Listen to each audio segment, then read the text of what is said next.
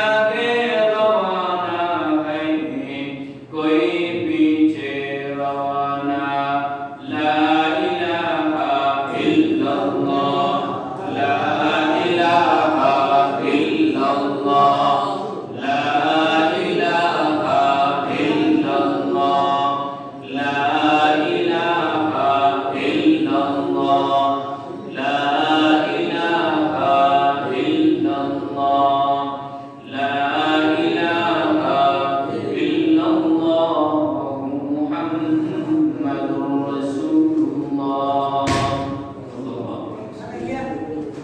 अल्हम्दुलिल्लाह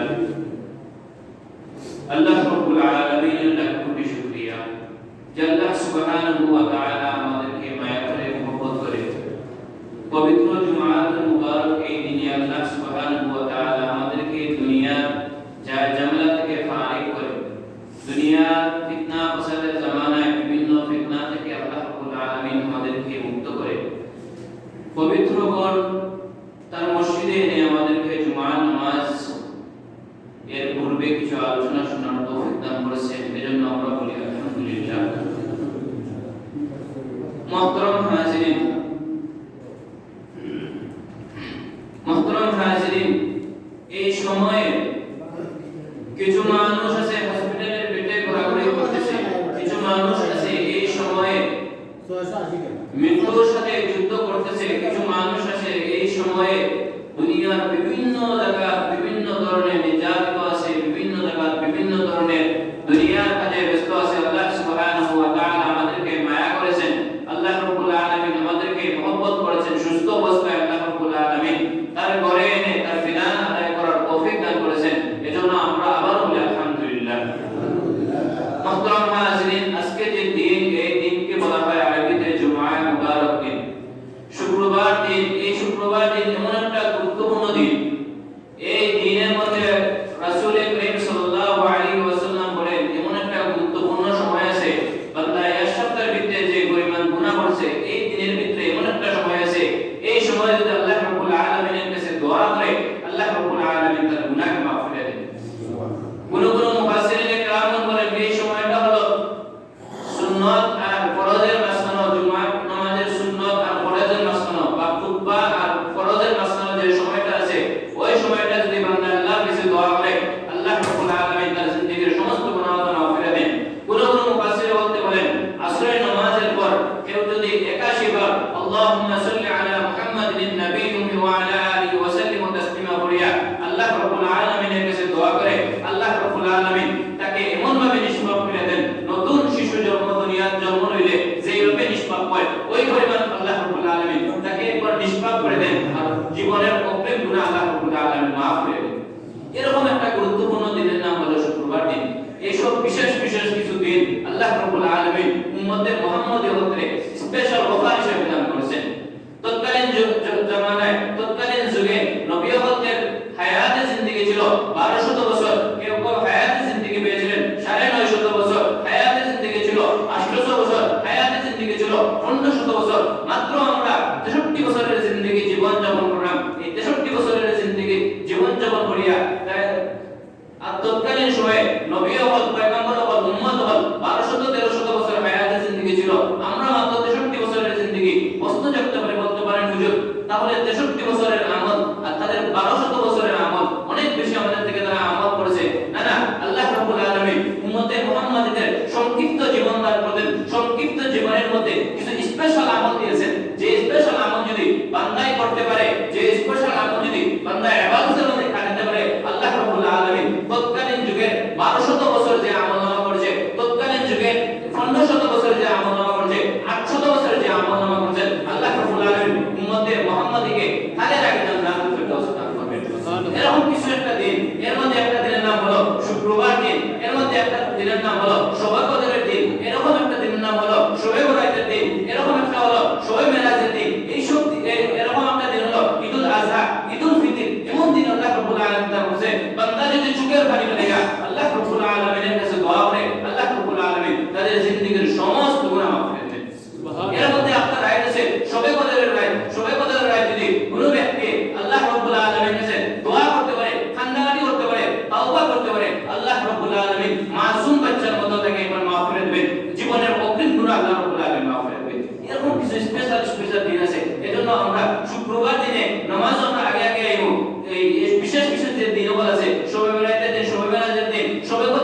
এইসব দিনগুলোতে আমরা অবহেলা করিয়া গর্বগুজব করিয়া আমরা হারাইতাম না। এইসব দিনগুলোতে তওবা করার আল্লাহ রাব্বুল আলামিন আমাদেরকে সুযোগ দান করেছেন। মুহতারাম হাজিরিন, এই দিকে যাচ্ছি না, আমি আমার মূল আয়াতের দিকে যাচ্ছি। আমি আপনাদের সামনে সূরা আল ইমরান থেকে একটা আয়াত তেলাওয়াত করেছি। এই আয়াতের মধ্যে আল্লাহ রাব্বুল আলামিন বান্দাদের চারটা নির্দেশনা দান করেছেন। আমি রাসূল করিম সাল্লাল্লাহু আলাইহি ওয়াসাল্লামের হাদিস থেকে দুইটি হাদিস তেলাওয়াত করেছি। এই হাদিসের মধ্যে আল্লাহ রাসূল সাল্লাল্লাহু আলাইহি ওয়াসাল্লাম তার উম্মত হতে সতর্ক অবলম্বন করেছেন, ও আমার উম্মতগণ, প্রকৃত ঈমানদার না হয়ে তোমরা কবর দেশে যেও না। আমি আমার আয়াতের মধ্যে যে তেলাওয়াত করেছিলাম, আল্লাহ রাব্বুল আলামিন বলেন, কুল্লু নাফসিন যায়িকাতুল মাউত, প্রত্যেকটা প্রাণী মৃত্যুর স্বাদ গ্রহণ করতে হবে। দুনিয়াতে এমন কোন বিষয় নাই যে বিষয়ের উপর মানুষের ইখতিলাফ নাই। মানুষ প্রত্যেকটা বিষয়ে ইখতিলাফ করে, মতপার্থক্য থাকে। আমলগত বিষয়ে মানুষ মতপার্থক্য করে, তারা ভিন্ন ভিন্ন মানুষের মতপার্থক্য করে। কেউ করে 20 রাকাত, কেউ 8 রাকাত, কেউ 12 রাকাত, কেউ 18 রাকাত। কিন্তু এমন একটা বিষয় আছে যে বিষয়ে মানুষের কোনো ইখতিলাফ নেই, সেই বিষয়টার নাম হলো মৃত্যু। মৃত্যুকে যেমন ভাবে মুসলমানরাও বিশ্বাস করে, হিন্দুরাও বিশ্বাস করে, ইহুদিরাও বিশ্বাস করে, নাসারাও বিশ্বাস করে, খ্রিস্টানরাও বিশ্বাস করে, দুনিয়ার কোনো ব্যক্তি, কোনো জাত, কোনো ধর্মই মৃত্যুকে অস্বীকার করে না। তার এক মূল কারণ হলো বাস্তব অভিজ্ঞতা থেকে ওই গ্রাম না ওই গ্রাম, এখান না ওখান, কেউ না কেউ প্রতিদিন না প্রতিদিন মৃত্যুবরণ করতেছে। এজন্য ইহুদিরাও ওটাকে বিশ্বাস করে, হিন্দুরাও বিশ্বাস করে, বৌদ্ধরাও বিশ্বাস করে। কিন্তু আমরা মুসলমান, আমরা মৃত্যুকে বিশ্বাস করি। আল্লাহ রাব্বুল আলামিন তার কোরআনের মধ্যে বলেছেন, কুল্লু নাফসিন যায়িকাতুল মাউত, প্রত্যেকটা প্রাণী মৃত্যুর স্বাদ গ্রহণ করতে হবে। দুনিয়ার মধ্যে মানব, দানব, জিন, ফেরেশতা যা কিছু আছে, এমনকি মালাকুল মউতেরও মৃত্যু আছে, এটা আমরা বিশ্বাস করি। কোরআনুল কারীমের মধ্যে আল্লাহ রাব্বুল আলামিন বলেছেন, এজন্য আজরাইল আলাইহিস সালাতু ওয়াস সালামকে নির্দেশ দেওয়া হবে, দুনিয়ার যা কিছু আছে, পশু পাখি, মানব, দানব, জিন, মানুষ, সব কিছু মৃত্যু দিয়ে আসো। সব কিছু যখন মৃত্যু দিয়ে আসবেন, তখন আসমানি ফেরেশতা জিবরাইল আলাইহিস সালাম আসমানকে বলেন, হে আল্লাহ, দুনিয়ার সব কিছু শেষ, শুধুমাত্র আসমানি মানুষরা, আসমানি ফেরেশতা ছাড়া দুনিয়ার মধ্যে কোনো কিছু জীবিত নাই। তখন আল্লাহ বলবেন, আসমানের জগতের সমস্ত ফেরেশতাদের কি করো, মৃত্যু দিয়ে আসো। সমস্ত ফেরেশতাদের মৃত্যু দিয়ে আসবেন। এরপর বলা হবে, এরপর জিবরাইল আলাইহিস সালাতু ওয়াস সালাম এসে বলবেন, আয় আল্লাহ, মাত্র 4 জন আসমানি ফেরেশতা ছাড়া দুনিয়ার সব কিছু শেষ হয়ে গেছে। আল্লাহ রাব্বুল আলামিন বলেন, আজরাইল, মিকাইল, ইসরাফিলের সব কিছু মৃত্যু দিয়ে আসো। মালাকুল মউত একমাত্র কি বেঁচে থাকবেন, মালাকুল মউতকে নির্দেশ করা হবে, তোমার মৃত্যু হয়ে যাক, অটোমেটিক ভাবে তারও মৃত্যু হয়ে যাবে। একমাত্র আল্লাহ জাল্লা জালালুহু দুনিয়ার মধ্যে জীবিত থাকবেন, আর বাদ বাকি দুনিয়ার মধ্যে সব কিছু ধ্বংস হয়ে যাবে। এজন্য আল ইমরানের মধ্যে আল্লাহ তাআলা বলেছেন, কুল্লু নাফসিন যায়িকাতুল মাউত, প্রত্যেকটা প্রাণী কি করবে, মৃত্যুর স্বাদ গ্রহণ করতে হবে। আল্লাহ রাব্বুল আলামিন আয়াতের দ্বিতীয় অংশ বলেন, ওয়া ইন্নামা তুওয়াফাউনা উজুরাকুম ইয়াওমাল কিয়ামাহ, বান্দা 63 বছরের হায়াতের জিন্দেগি তোমাদেরকে আমি দিয়েছিলাম। 63 বছরের জিন্দেগির মধ্যে এক মিনিট পরিমাণ তোমরা কি করেছো, এক সেকেন্ড কি করেছো, আমি আল্লাহ রাব্বুল আলামিনের কাছে কিয়ামতের ময়দানে জবাবদিহিতা করতে হবে। একটা জবাব না দিও কেউ ছুটতে পারবে না। ওয়া ইন্নামা তুওয়াফাউনা উজুরাকুম ইয়াওমাল কিয়ামাহ, কি আমলনামা করেছিলা, কি তোমার জীবন কাটিয়েছো, কোন পথে ব্যয় করেছো, প্রত্যেকটা হিসাব কিয়ামতের দিন আমি আল্লাহ অক্ষরে অক্ষরে হিসাব দেব। কিয়ামতের ময়দানে আল্লাহ রাব্বুল আলামিন যখন কিয়ামতের মাঠ কায়েম করবেন, কিয়ামতের মাঠ কায়েম করার পর যারা কি করতে দুনিয়াতে আমলনামা ছিল, ভালো ছিল, যারা দুনিয়াতে আল্লাহর পথে চলেছে, তাদের জীবনটারে ঈমানের পথে চলেছে, তাদের জীবনটারে শরীয়তের উপরে ব্যয় করেছে, তাদের আমলনামা তাদের ডান হাতে দেওয়া হবে। যখন আমলনামা ডান হাতে দেওয়া হবে, বান্দা খুশি হয়ে মাঠ দৌড়াইতে থাকবে, আত্মীয়স্বজনকে দৌড়িয়ে দেখতে থাকবে, আর কাউকে দেখো আমার আমলনামাকে আল্লাহ রাব্বুল আলামিন ডান হাতে দিয়েছেন, আমি জান্নাতি, আমার সার্টিফিকেট, আমার জান্নাতের সার্টিফিকেট দিয়েছেন। এই রকম ভাবে কি করবে, মানুষকে সুসংবাদ দিতে থাকবে, আর দৌড়াদৌড়ি করতে থাকবে।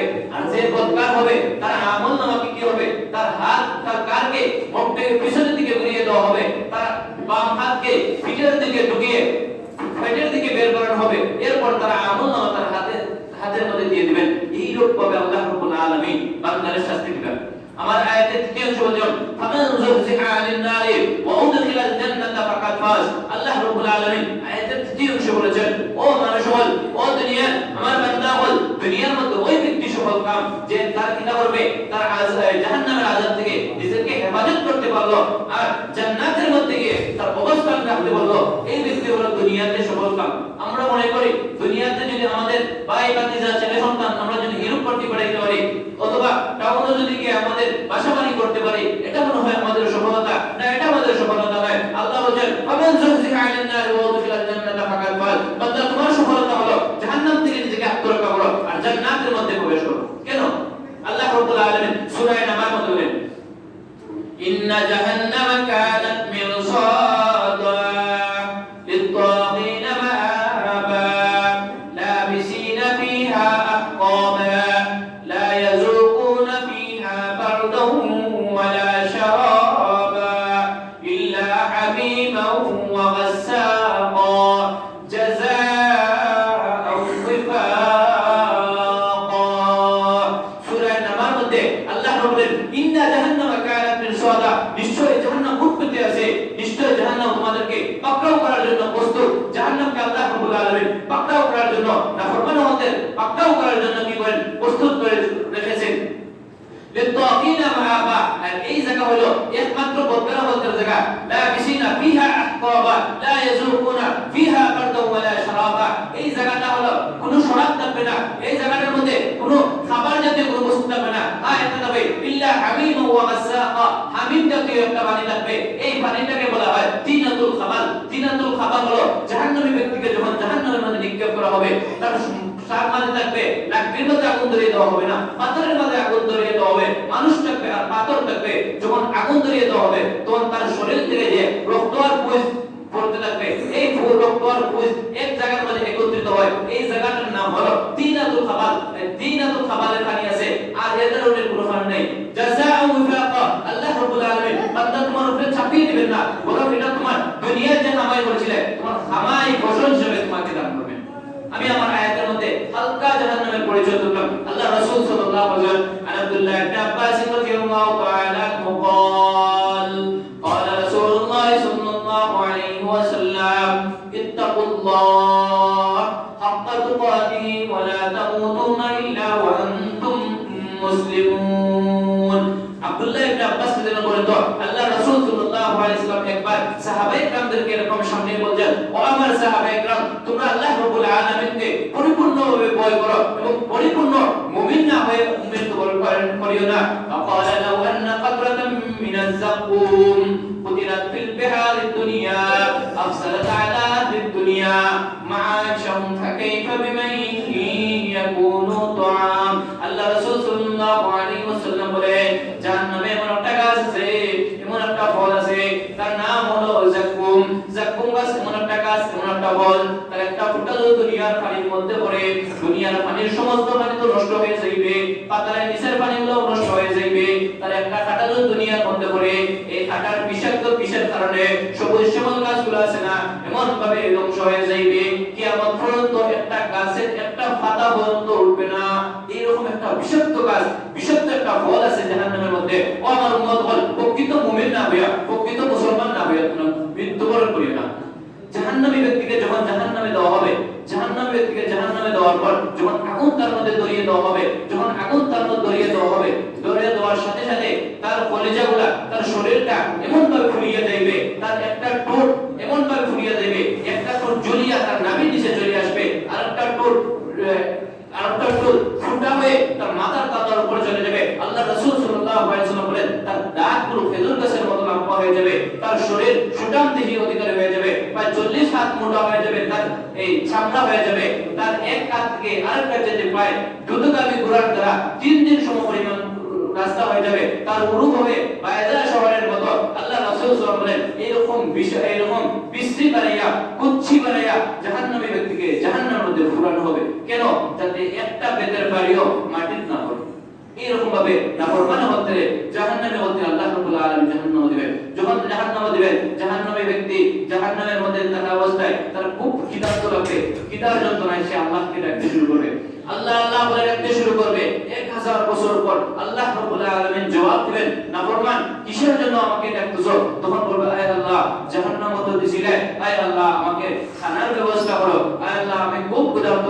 আল্লাহ রাব্বুল আলামিন মালিক ফেরেশতাকে ডেকে বলেন তাকে যাক্কুম একটা ফল এনে দাও। যখন যাক্কুম ফল দেওয়া হবে আল্লাহ রাসূল সাল্লাল্লাহু আলাইহি ওয়াসাল্লাম বলেন কিতা জরুরত নাই, যাক্কুম ফল কাটা আছে না বোঝা আছে এগুলো দেখার সময় নাই, সাথে সাথে যাক্কুম ফল গলার ভিতর গিয়ে গিলে ফেলবে। যখন গিলে ফেলবে তখন যাক্কুম ফলের প্রত্যেকটা কাঁটা যখন তার গলার ভিতর লেগে যাবে, লেগে যাওয়ার পর তখন বেদনা শুরু হয়ে যাবে। কিরকম বেদনা হবে, যে একটা কাঁটা যদি পড়ে দুনিয়ার সমস্ত গাছগুলো ধ্বংস হয়ে যাবে, সমস্ত পানি ধ্বংস হয়ে যাবে। তখন তার কাঁটা যখন সবটি গলার ভিতর লেগে যাবে তখন সেই কাঁটার যন্ত্রণাটা কিরকম বিষাক্ত হবে আন্দাজ করুন।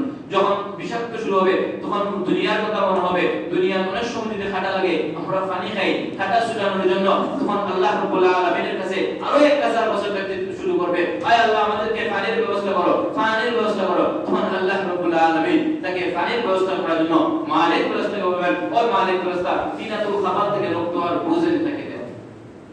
তিনাতুল খাবার থেকে যখন রক্ত আর বুঝ তাকে এনে দেওয়া হবে তখন পানি হাতে নেওয়ার সাথে সাথে তার ভিতর 2000 বছরের কিতার যন্ত্রণায় পানি ঠান্ডা না গরম এগুলো দেওয়ার সময় নাই, দুর্গন্ধ না মিষ্টি এগুলো দেওয়ার সময় নাই, সাথে সাথে পানি গিলে ফেলবে। যখন গিলে ফেলবে আল্লাহ রাসূল সাল্লাল্লাহু আলাইহি ওয়াসাল্লাম বলেন গিলার সাথে সাথে তার নাভি করে সিরা টুকরা টুকরাই ফাইটা রাস্তা হয়ে যেতে হবে।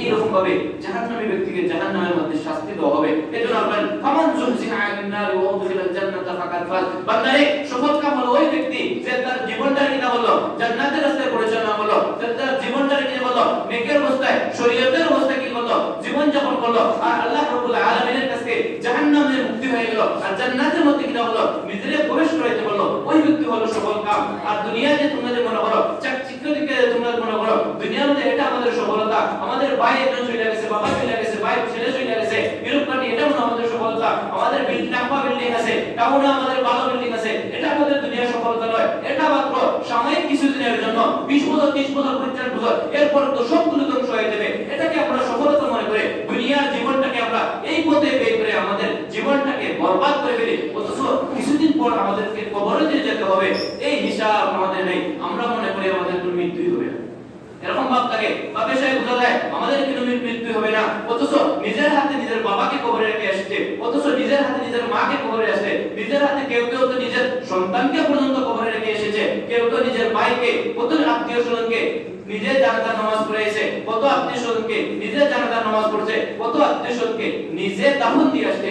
তবুও মনে হয় বাবা সাহেব আমাদের মনে হয় মৃত্যু হবে না। অথচ আল্লাহ বলেন কুল্লু নাফসিন যায়িকাতুল মাউত, বান্দা প্রত্যেকটা হিসাব দিতে হবে, প্রত্যেকটা প্রাণীর কি হবে মৃত্যুর স্বাদ গ্রহণ করতে হবে। আমরা এগুলোতে গাফিল হয়ে গেছি। এজন্য আপনি বলেন মौत को समझाए गाफिल इख्तितामे जिंदगी, मौत को समझाए गाफिल इख्तितामे जिंदगी, दर हकीकत मौत तेरे इब्तिदाए जिंदगी, दर हकीकत मौत तेरे इब्तिदाए जिंदगी, यहाँ हम सब मुसाफिर है वही आखिर ठिकाना, यहाँ हम सब मुसाफिर है वही आखिर ठिकाना, कोई आगे रवाना है कोई पीछे रवाना, कोई आगे रवाना है कोई पीछे रवाना। কবি বলেন ও গাফিল হল তোমরা মনে করিও না মৃত্যু হলে মনে হয় শেষ হয়ে যাবে, না না মৃত্যু হলে শেষ হবে না। মৃত্যু হলে মানুষের জিন্দেগির জীবন মাত্র শুরু হইল। এই যে জীবনটা আছে আমরা দুনিয়ার মধ্যে যে বসবাস করতেছি এটা তো মাত্র কিছুদিনের জন্য, এটা তো আমরা সফরখানা মুসাফির হিসেবে এসেছি, মাত্র কিছুদিন থাকবো। আমাদের পূর্বপুরুষরা এক সময় দুনিয়ায় ছিলেন, আমরা এখন আছি, তারা দুনিয়ার মধ্যে নেই। কিছুদিন পর আমাদের উত্তরসূরিগণ দুনিয়া থাকবে, আমরা কিছুদিন পর থাকবো না। মাত্র মুসাফিরের মতো আমরা আসছি তো আসছি, এরপর তো আমরা চলে যাব। আসলে এই জিন্দেগিটা আমাদের চিরস্থায়ী জিন্দেগি নয়, মৃত্যুর পর যে জীবনটা হবে এটা হলো আমাদের চিরস্থায়ী জিন্দেগি। আল্লাহ রাসূল সাল্লাল্লাহু আলাইহি ওয়াসাল্লাম বলেন কামা তাইশুনা তামুতুনা ওয়া কামা তামুতুনা তুবাসুন ওয়া কামা তুবাসুনা তুহশারুন। আল্লাহ রাসূল সাল্লাল্লাহু আলাইহি ওয়াসাল্লাম বলেন ও আমার উম্মত হল যেই পথে জীবনে পরিচালনা করবে ওই পথে তোমাদের মৃত্যু হবে, যেইভাবে মৃত্যু হইবে ওইভাবে তোমার কবরের মধ্যে শোয়ানো হবে, যেইভাবে কবরের মধ্যে শোয়ানো হবে ওইভাবে কবর থেকে তোলা হবে, যেইভাবে কবর থেকে তোলা হবে ওইভাবে তোমার হাসর হবে। যদি আমার জিন্দেগিটারে আমরা যদি হারামের উপরে বেয়ে পড়ি তাহলে হারামের উপরে মৃত্যু হবে, হারামের উপরে কবর থেকে তোলা হবে, হারামের উপরে আমার হাসর হবে। যদি হারামের উপরে আমাদের হাসর হয় তাহলে আমরা জান্নাতি না জাহান্নামী?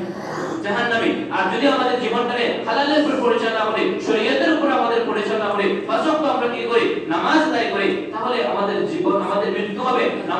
অবস্থায় মৃত্যু হবে ঈমানদার অবস্থায়, মৃত্যু হবে কবরে রাখা হবে ঈমানদার অবস্থায়, কবর থেকে তোলা হবে ঈমানদার অবস্থায়, হাসর মাঠ কায়েম হবে আমাদের কি অবস্থায়? ঈমানদার অবস্থায়। যখন ঈমানদার অবস্থা হবে তখন আমরা কি জান্নাতি না জাহান্নামী?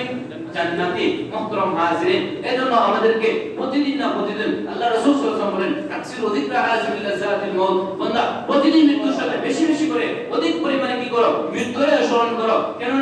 কেননা মৃত্যুকে যদি বেশি বেশি করে স্মরণ করো তখন আর গুনাহের পথে যাইবেন না। যদি বেশি বেশি করে মৃত্যুকে স্মরণ করেন তখন আর কি করবেন না? হারাম খাবেন না, হারামের পথে আর যাইবেন না, মানুষের উপর কি করবেন না? জুলুম করবেন না। এজন্য আল্লাহ সুবহানাহু ওয়া তাআলা আকসিরু যিকরা আযমিল লাযাতিল মাউত, অধিক পরিমাণে মৃত্যুকে স্মরণ করো, অধিক পরিমাণে মৃত্যুকে স্মরণ করো। মাত্র 60 বছরের জিন্দেগি, জীবন থেকে 20টা বছর চলে গেছে, 30টা বছর চলে গেছে, 50টা বছর চলে গেছে, 60টা বছর চলে গেছে, আর কয়দিন দুনিয়ার মধ্যে বাঁচবো? বা কি বা গ্যারান্টি আছে কতদিন আর দুনিয়ার মধ্যে বাঁচবো? আসার বেলায় তো সিরিয়াল আছে, দাদা আসছে, বাবা আসছে, ছেলে আসছে, নাতি আসছে। যাবার বেলায় তো কোনো সিরিয়াল নাই, নাতিও চলে যায় দাদার আগে, বাপের আগে দেখা যায়, সন্তান দুনিয়াতে চলে যায়। যাবার বেলায় তো কোনো গ্যারান্টি নাই, আসার বেলায় কি আছে? সিরিয়াল আছে, যাবার বেলায় তো কোনো সিরিয়াল নাই। এজন্য প্রত্যেকটা সময় আমাদের কি করতে হবে? তাওবা করে চলতে হবে। প্রত্যেকটা সময় আমাদেরকে ঈমানের উপরে চলতে হবে। যদি আমাদেরকে বেঈমান অবস্থায় যদি মৃত্যু হয় তাহলে আমরা কি হয়ে গেলাম? খালিদিনা ফি, জাহান্নামে হয়ে গেলাম। এজন্য ভাইয়ের বুজুর্গ হল, আমরা প্রত্যেকটা মুহূর্তে কি করতে হবে? ঈমানদার অবস্থায় থাকতে হবে। প্রত্যেকটা মুহূর্তে অবস্থায় কি করতে হবে? শরীয়তের উপর অটল থাকতে হবে, যাতে আমরা কি করি না, মৃত্যুটা যেন আমাদের কি হয়? এই ঈমানদার অবস্থায় হয়। যদি মৃত্যুটা ঈমানদার নাফরমানি অবস্থা হয় তাহলে আমাদের স্থান জাহান্নাম ছাড়া কোনো উপায় নেই। তাছাড়া আমরা তো আমার কি আছে? আয়েশা সিদ্দিকা রাদিয়াল্লাহু তাআলা আনহু, আবু বকর সিদ্দিক রাদিয়াল্লাহু তাআলা আনহু, উমর রাদিয়াল্লাহু তাআলা আনহু, এদের বেলায় তো জান্নাতের সার্টিফিকেট তো আছে। ওসু তারা খান্দা, আয় আল্লাহ আমাদেরকে পাথর বানিয়ে ফেলো, আয় আল্লাহ আমাদেরকে গাছের পাতা বানিয়ে ফেলো, আয় আল্লাহ আমাদেরকে ছাগল বানিয়ে ফেলো, আয় আল্লাহ আমাদেরকে মাটির সাথে মিলিয়ে দাও, আয় আল্লাহ পানির সাথে আমাদেরকে মিশিয়ে দাও। কেন তারা এইভাবে খান্দা? কেন? যদি আল্লাহ রাব্বুল আলামিন কিয়ামতের দিন প্রশ্ন করেন, ও উমর কি আমলনামা করেছিলা, ও আলী কি আমলনামা করেছিলা, ও আয়েশা কি আমলনামা করেছিলা, এই বয়ে তারা কি করেন? এইভাবে দোয়া করতেন। অথচ আল্লাহ রাব্বুল আলামিন তাদেরকে জান্নাতের সার্টিফিকেট দিয়ে দিয়েছেন। আমি আর আপনার কোনো আমল নাই, আর আমরা আমাদের মৃত্যুর কোনো দরকারই না, আমরা মসজিদের কোনো দরকারই না, আমরা হালাল অবস্থায় চলার কোনো দরকারই নাই, মনে করি আমাদের কোনো মৃত্যু হবে না। এইরকম আমাদের অবস্থা হয়ে গেছে, আমরা এইরকম গাফিল হয়ে গেছি। অথচ আল্লাহ রাব্বুল আলামিন কত আসমানে বান্দাকে দেখেন, আলা মিন মুস্তাগফিরিন ফাগফিরাল্লাহ, আলা মিন মুস্তাগফিরিন ফাগফিরাল্লাহ, আলা মিন মুস্তাগফিরিন ফাগফিরাল্লাহ। রাতে দেখতে আল্লাহ রাব্বুল আলামিন আসমানের মধ্যে দেখেন, ও গুনাহগার বান্দা, কে আসো গুনাহ করে ফেলছো, আমি আল্লাহ রাব্বুল আলামিনের কাছে আসো, চোখের পানি বাড়াও, আল্লাহ রাব্বুল আলামিনের কাছে এসে কান্দো, আল্লাহ রাব্বুল আলামিন ফাগফিরাল্লাহ, মাফ করে দিন। আলা মিন মুস্তারজিকিন ফাগজুবা, কে আসো রিজিক অন্বেষণের জন্য কি করতেছো? মেহনত করতেছো, কষ্ট করতেছো, পরিশ্রম করতেছো, আমি আল্লাহর কাছে আসো, ফাগজুবা, আমি আল্লাহ রাব্বুল আলামিন তোমার রিজিকের ব্যবস্থা করে দেব। আলা মিন মুবতালিন ফামুবতিলা, কে আসো বিপদগ্রস্ত, মুসিবতগ্রস্ত, আমি আল্লাহ রাব্বুল আলামিনের কাছে যাও, আমি আল্লাহ রাব্বুল আলামিন কি করে দেব? তোমার মুসিবতকে দূর করে দেব। আল্লাহ কাজা, আল্লাহ কাজা, এইগুলো আল্লাহ রাব্বুল আলামিন ফজরের আযানের আগ পর্যন্ত এই বান্দারে ডাকতে থাকে। তখন বলেন ভাইয়ের বুজুর্গ, কত রাত চলে যায়, কত নাফরমানিতে রাত চলে যায়, দিন চলে যায়, আমরা কোনো মসজিদেরও দরকারি না, নামাজেরও দরকারি না। এইভাবে গাফিল অবস্থায় আমাদের জীবনটারে আমরা কি করলাম? শেষ করে দিলাম। এইভাবে গাফিল অবস্থায় কি করলাম? আমাদের জীবনটারে একবারে বিনষ্ট করে দিলাম। নিজের গাফিল, নিজের ছেলে সন্তান সব কিছুকে এরকম গাফিল বানায় আছে। ভাইয়ার বুজুর্গ হল, আল্লাহ রাসূল সাল্লাল্লাহু আলাইহি ওয়াসাল্লাম ইব্রাহিম আলাইহিস সালাতু ওয়াস সালাম এর যে আজরাইল আলাইহিস সালাতু ওয়াস সালামের সাক্ষাৎ হলো, সাক্ষাৎ হওয়ার পর আজরাইল আলাইহিস সালাতু ওয়াস সালামকে বললেন, ও আজরাইল, মানুষের জান যখন কবজ করো তখন কিভাবে কবজ করো? আমাকে একটু দেখাও। আজরাইল আলাইহিস সালাতু ওয়াস সালাম বলেন, না না পয়গম্বর, আপনি এটা দেখে সহ্যই করতে পারবেন না কিভাবে জানকে কবজ করে। আজরাইল আলাইহিস সালাম ইব্রাহিম আলাইহিস সালাম বলেন, আমাকে দেখেই লাগবে কিভাবে আপনি জানকে কবজ করেন। তখন আজরাইল আলাইহিস সালাতু ওয়াস সালাম বলেন, ইব্রাহিম আলাইহিস সালাম, আপনি অন্যদিকে একটু তাকান, আমি আমার রূপ ধরি।